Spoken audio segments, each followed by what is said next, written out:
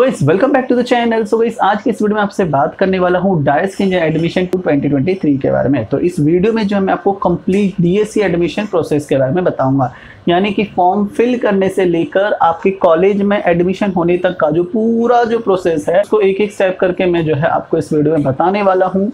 तो इस वीडियो को आपको पूरा एंड तक देखना है सो दैट आप कोई भी इंफॉर्मेशन मिस ना कर सको और आपको हर एक चीज को जो है ध्यान से सुनना है और समझना है। तो ओवरऑल एक रिक्वेस्ट है, चैनल को सब्सक्राइब कर लो सो दैट आपको जो है आगे आने वाले डीएससी के सारे अपडेट्स आपको मिल सके। कैप राउंड क्या होते हैं, ऑप्शन फॉर्म क्या होता है, कैसे कॉलेज सिलेक्ट करने हैं, तो ये सारी इंफॉर्मेशन जो है आपको टू टेक पे मिलने वाली है। तो इन सारी इंफॉर्मेशन के लिए चैनल को सब्सक्राइब कर लो और बेल आइकन को दबा दो। सो हेलो गाइस, मेरा नाम है योगेश शर्मा, आप देख रहे हो टू टेक। चलिए वीडियो स्टार्ट करते हैं।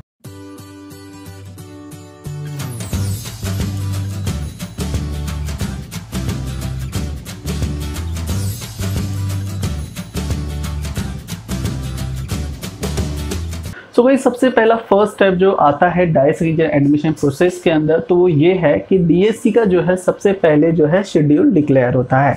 अब मोस्ट इंपॉर्टेंट थिंग, शेड्यूल कहाँ पर डिक्लेयर होता है? तो जिस वेबसाइट पे आपका जो शेड्यूल डिक्लेयर होता है वो है cetcell.mahacity.org। इस वेबसाइट के ऊपर जो है जब आप विजिट करोगे तो वहाँ पर आपको जो है अंडर ग्रेजुएट के अंदर जो है आपको डायस इंजीनियर एडमिशन 2023 ये हाईलाइट होते हुए दिखाई देगा। जब आप उसके ऊपर क्लिक करोगे तो आपको जो है जब डीएससी का शेड्यूल डिक्लेयर हो जाएगा तो आपको जो है वहाँ पे शेड्यूल देखने मिल जाएगा। तो जब भी शेड्यूल डिक्लेयर होगा उसका अपडेट आपको चैनल पर मिल जाएगा। वीडियो बनाकर मैं आपको अपडेट कर दूंगा, क्या क्या चीज़ किस किस दिन होने वाली है वो पूरी इन्फॉर्मेशन आपको वीडियो के अंदर मिल जाएगी। अब शेड्यूल डिक्लेयर होने के बाद नेक्स्ट स्टेप क्या होता है? शेड्यूल के अंदर जो है आपको जो स्टेप्स होते हैं, यानी कि सबसे पहले आपको जो है रजिस्ट्रेशन करना होता है। तो जब आप रजिस्ट्रेशन करने का मतलब क्या होता है, आप आपका अकाउंट क्रिएट करते हो। तो बेसिकली जो है आप आपका अकाउंट क्रिएट कर लेते हो। तो अकाउंट क्रिएट करते वक्त आपको जो आपने एसएससी के अंदर जो नाम आपने डाला था उसी नेम से जो है आपको अकाउंट क्रिएट करना होता है और वैलिड मोबाइल नंबर जो है आपको डालना होता है, क्योंकि वो जो नंबर होगा उसी से जो है आपका कम्युनिकेशन हो रहा होता है। तो चालू नंबर आपको डालना है, वैलिड ईमेल आईडी डालनी है और जो नाम आप एसएससी की मार्कशीट में होता है, डिप्लोमा के मार्कशीट में होता है, उसी नाम से जो है आपको अकाउंट भी क्रिएट करना है। जो फुल नेम होता है यहाँ पे मैं उसकी बात कर रहा हूँ। अब जब आप आपका अकाउंट क्रिएट कर लेते हो तो फिर नेक्स्ट स्टेप आता है, आपको आपके डॉक्यूमेंट्स अपलोड करने होते हैं। तो भाई कास्ट के अकॉर्डिंग जो है ना कैंडिडेचर टाइप जो है डिफाइन होता है। लाइक टाइप ए में वो कैंडिडेट्स आ जाते हैं जो महाराष्ट्र स्टेट से बिलोंग करते हैं। तो डिफरेंट जो है कैंडिडेचर है, type A, type B, type C, type D, type E. तो डॉक्यूमेंट्स रिलेटेड और कैंडिडेचर रिलेटेड मैं आपको एक सेपरेट इंडिविजुअल वीडियो बनाकर बताऊंगा जिसके अंदर आप ये समझ पाओगे कि आप किस टाइप के कैंडिडेचर में आते हो। अभी आपको जिस इतना समझना है कि कैंडिडेचर होता है type A, type B, type C, type D, type E, इस तरीके से, और हर एक जो कास्ट कैटेगरी होती है उसके सेपरेट डॉक्यूमेंट्स होते हैं। फॉर एग्जांपल के लिए अगर आप ओपन से आते हो तो आपको जो बेसिक डॉक्यूमेंट्स की रिक्वायरमेंट होती है वो ये है कि आपके पास 10th का मार्कशीट होना चाहिए, डिप्लोमा का मार्कशीट होना चाहिए, उसके बाद में आपके पास स्कूल लिविंग सर्टिफिकेट होना चाहिए। यहाँ पर स्कूल लिविंग सर्टिफिकेट का मतलब ये होता है कि जिस डिप्लोमा कॉलेज से आप पास आउट हो वो वाले कॉलेज का लिविंग सर्टिफिकेट चाहिए। लिविंग सर्टिफिकेट इसलिए रिक्वायर्ड होता है सो दैट आपकी नेशनलिटी इंडियन है ये प्रूव हो सके और आप महाराष्ट्र स्टेट के स्टूडेंट हो, यानी कि आपका जो बर्थ प्लेस है वो महाराष्ट्र है, तो वो जो है लिविंग सर्टिफिकेट से पता चल जाती है। नहीं तो कई स्टूडेंट के पास जो है डोमोसाइल भी होता है, तो डोमोसाइल सर्टिफिकेट भी इंपॉर्टेंट है।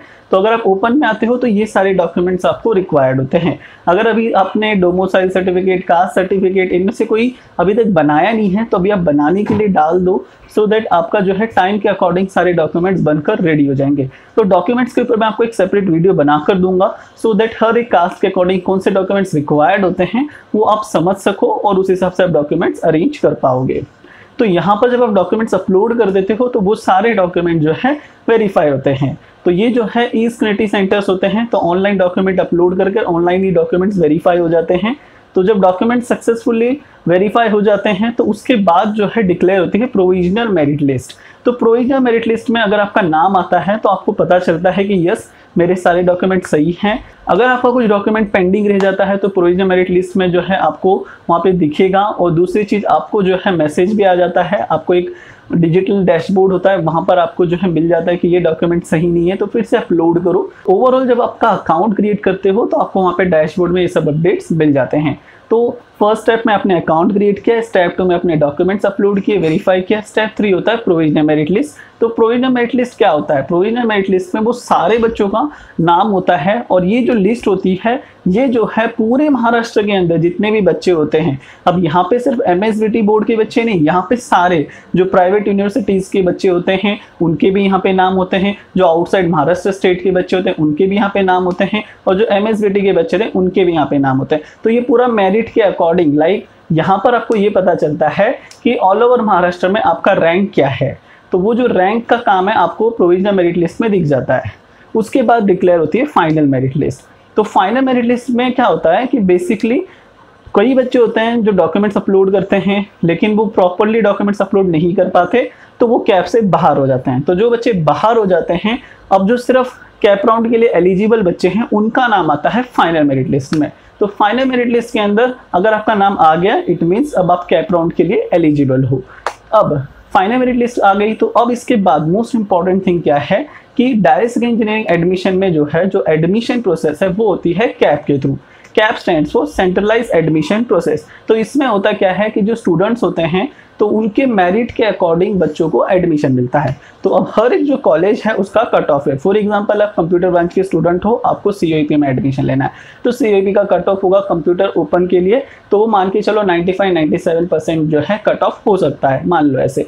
तो आपका अगर मार्क्स आपके एग्रीगेट परसेंट अगर 98 है 99 है तो आपको वहाँ पर जो है एडमिशन मिल जाएगा। अब हर एक कॉलेज में जो इनटेक होता है वो जो है 10% होता है, यानी कि डीएससी एडमिशन के लिए जो सीट अलोकेट की गई है वो है 10%। तो हर एक कॉलेज में जो है आपको जो है डिफरेंट इनटेक देखने मिलेगा। तो अभी आपको पता कैसे चलेगा कि भाई कौन से कॉलेज में कितने सीटें हैं? तो ये जानने के लिए जो है आपको सीट मैट्रिक्स देखना पड़ता है। तो जब आप एक्चुअल में कैप राउंड 1 का ऑप्शन फॉर्म फिल करोगे उससे पहले डिक्लेयर होती है सीट मैट्रिक्स। तो सीट मैट्रिक्स से आपको ये पता चलता है कि पर्टिकुलर कॉलेज में पर्टिकुलर ब्रांच के लिए पर्टिकुलर कास्ट कैटेगरी के लिए कितने सीट्स रिजर्व हैं। तो ओवरऑल वहां पर आपका एनालिसिस आता है। आपको जो है बहुत सी इंपॉर्टेंट चीजों का ध्यान रखना होता है, जैसे कि आपके खुद के एग्रीगेट परसेंटेज क्या है, जिस कॉलेज का आप नाम डालने वाले हो उसका क्लोजिंग कट ऑफ क्या है, लास्ट ईयर यानी कि उसका कट ऑफ क्या था, इस साल वहां पे कितने सीटें हैं, पर्टिकुलर कास्ट के लिए कितने सीटें हैं, क्या आपका वहाँ पे एडमिशन हो सकता है। ये पूरा एनालिसिस करने के बाद आपको जो है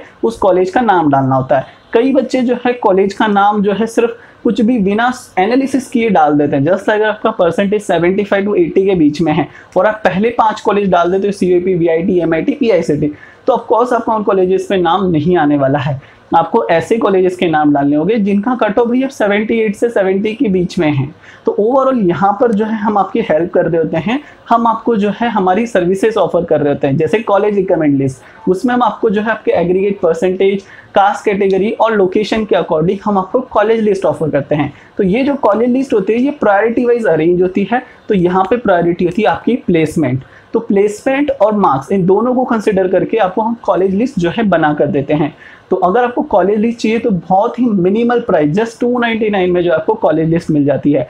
दूसरा लाइव कंसल्टेंसी, तो यहाँ पर जो है मैं आपसे 1-to-1 जो है हम गूगल मीट या जूम के ऊपर जो है वीडियो कॉल करते हैं, जहाँ पे हम 20 to 30 मिनट जो है कंसल्टेंसी लेते हैं और आपके जितने भी क्वेश्चंस होते हैं वो सब कुछ सॉल्व करते हैं। यहाँ पर हम आपको जो है कॉलेज लिस्ट भी ऑफर करते हैं। तो ये हमारे प्रोफेशनल प्लान में आ जाता है।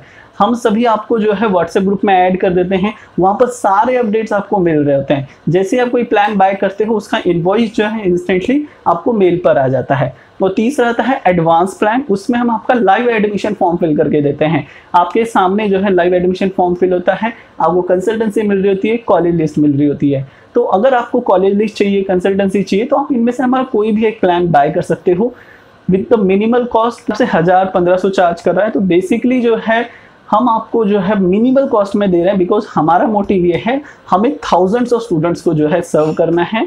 सो गाइस यहाँ पर जो है हम आपकी हेल्प कर देते हैं कॉलेज रिकमेंड लिस्ट में। तो अब यहाँ पे क्या होता है, स्टार्टिंग से जैसे आपने समझा, पहले रजिस्ट्रेशन किया, फिर डॉक्यूमेंट्स अपलोड किए, फिर डॉक्यूमेंट वेरीफाई हुआ, वेरीफाई होने के बाद प्रोविजनल लिस्ट आई, प्रोविजनल लिस्ट के बाद फाइनल मेरिट लिस्ट डिक्लेयर हुई। फाइनल मेरिट लिस्ट में अगर आपका नाम आ गया मीन्स अब आप कैप राउंड के लिए एलिजिबल हो चुके हो। फाइनल मेरिट लिस्ट के बाद आता है सीट मैट्रिक्स। सीट मैट्रिक्स से आपको ये पता चलता है कि पर्टिकुलर कॉलेज में पर्टिकुलर ब्रांच के लिए पर्टिकुलर कास्ट के लिए कितने सीटें हैं।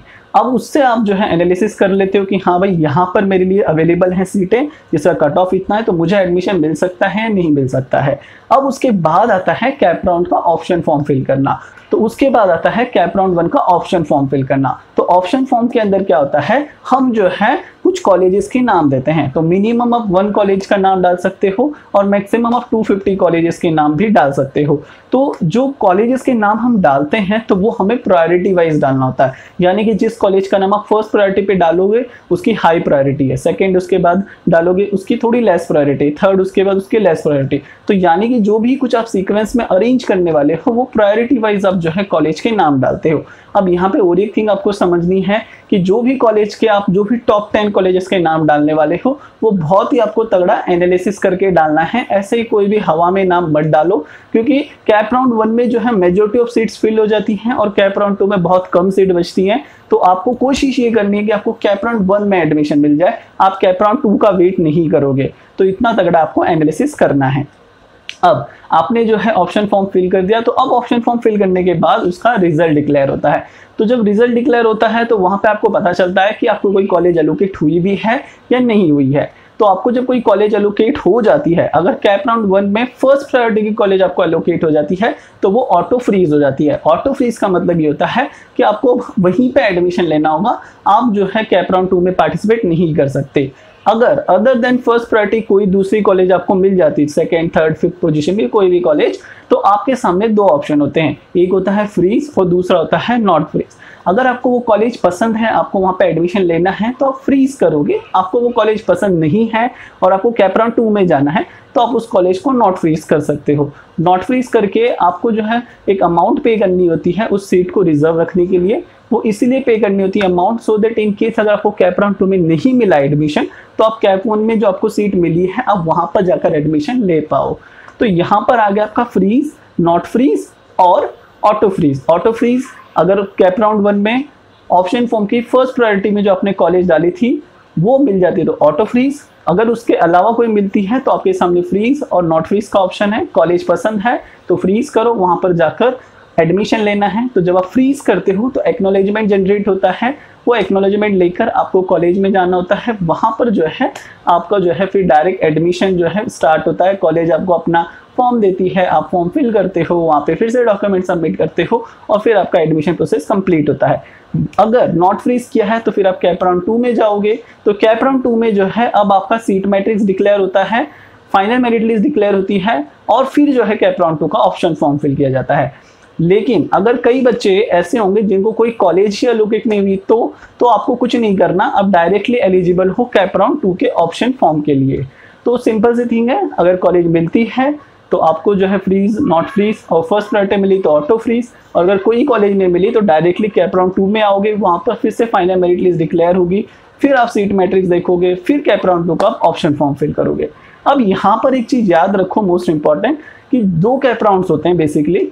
कई बार जो है 3 कैप राउंड भी होते हैं, बट लास्ट 2 ईयर से जो है 2 ही कैप राउंड हो रहे थे। पिछले ईयर भी जो है 2 ही कैप राउंड होता है, कैप 1 और कैप 2, और कई बार जो है कैप 3 भी होता है एडिशनल राउंड। ओवरऑल ये हमें तब पता चलेगा जब हम डीएससी का शेड्यूल देखेंगे। तो ये सारा जो इन्फॉर्मेशन है जो मैंने आपको बताया, ये पूरा डीएससी का प्रोसेस है।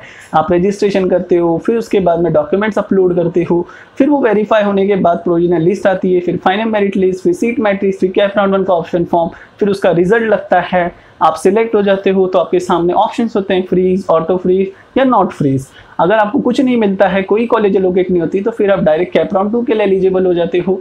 तो वहां पर जो है फिर से आप जो है ऑप्शन फॉर्म फिल करते हो। अगर वहां पे आपका लग गया तो आप जो है आगे वही प्रोसेस फ्रीज करोगे या नॉट फ्रीज करोगे। अगर दोनों में ही आपका नहीं लगता है तो फिर आपको जो है लास्ट ऑप्शन आता है वो है मैनेजमेंट कोटा। इंस्टीट्यूट लेवल पर जो है फिर आपको एडमिशन लेना होगा, तो वहां पर जो है आपको कुछ डोनेशन पे करना पड़ सकता है। तो गाइस ये था कंप्लीट डीएससी एडमिशन प्रोसेस। और मोस्ट इंपॉर्टेंट थिंग, आपको जो है आपकी परसेंटेज के अकॉर्डिंग अगर कॉलेज लिस्ट चाहिए तो हमने लिंक डिस्क्रिप्शन में दे दी है। अभी जाकर आप आपका फॉर्म फिल कर सकते हो, अपनी सीट बुक कर सकते हो, सो दैट आपको जो है सारे अपडेट्स व्हाट्सएप पे मिल जाएं, इनवॉइस आपको मेल पर आ जाएगा जैसे आप सीट बुक करते हो। और तीसरी इंपॉर्टेंट थिंग, आपकी मार्क्स के according best college recommend list हम आपको प्रोवाइड करेंगे, और वो भी पर्सनली आपके व्हाट्सएप पे। सो गाइस होपफुली ये वीडियो आप सबके लिए हेल्पफुल रही होगी। आपके जो डाउट्स थे, क्वेरीज थे, सब कुछ क्लियर हुए होंगे। So guys thank you watching this video, मिलता न्यू टॉपिक पर, तब तक के लिए बाय बाय, जय हिंद।